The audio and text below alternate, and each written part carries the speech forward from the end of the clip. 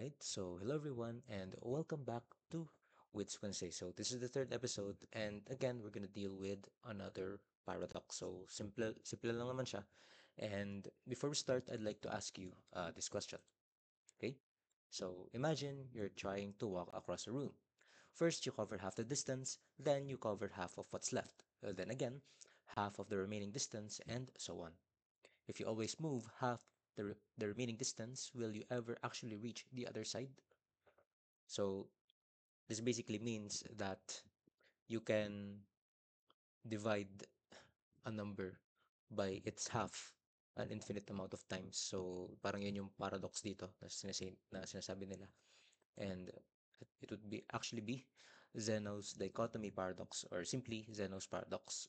So if you're familiar dun sa analogies niya, like Achilles and the tortoise, so ayun, I think this may be familiar with you.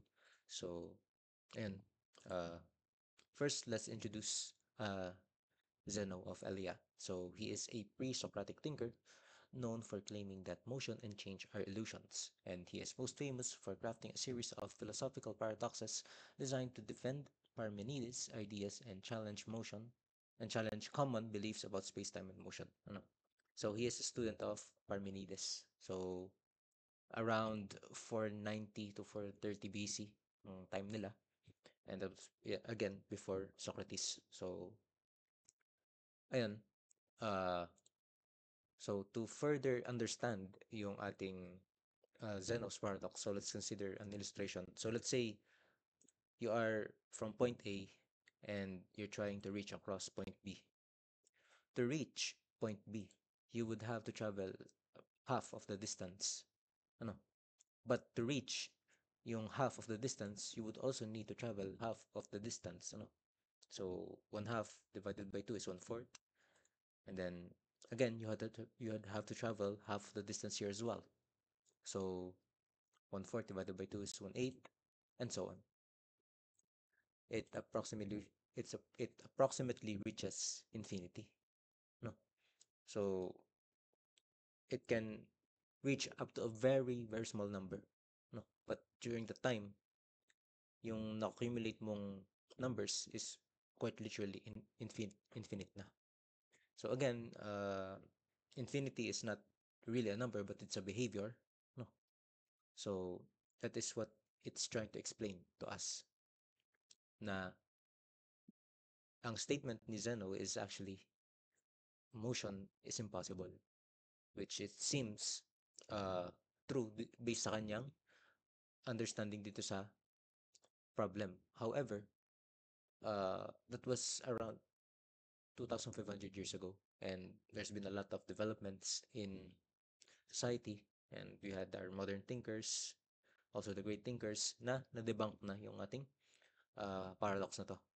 So, there's actually solutions to Zeno's paradox. No? And one of those is yung ating infinite series and limits. So, given this expression, ano, so this is just one way of many ways to explain kung bakit there is an infinity behind finite numbers. So, we see, let's say we have an, a number s sub n, ano, that is equal to the summation, no, of n equals 1 up to n, no, and we have a sub n.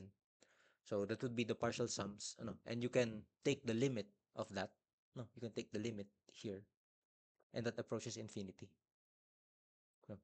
So you can approach infinity, but your sum will be a finite number. No? So not just infinite series and limits, makonsider din natin yung ating mga Taylor series where yun nga, it is literally yung 1 half plus 1 fourth plus 1 eighth until it reaches a certain number. So still, yung behavior niya nag-approach ng infinity but it results in a finite number. Also, yung ating na-discuss sa ating physics, motion is continuous rather than discrete. So, dun sa argument ni Zeno is that, let's say, gamitin natin yung analogy niya na we had Achilles versus the tortoise and nagkarera sila. It was stated that Achilles would never reach the tortoise given that may head start yung tortoise. No. Since kapag nag-move na si Achilles from a physical distance, the tortoise would have already passed him during that time. But that's not true because, ayun nga, motion is continuous. So things can have their own respective speed. It is not discrete where kinoconsider natin that everything has a fixed speed and velocity. No, or velocity rather. So, ayun, it's a simple way of explaining na yung ating finite numbers do have an uh, infinite amount of quotients if you try to divide it. Ano.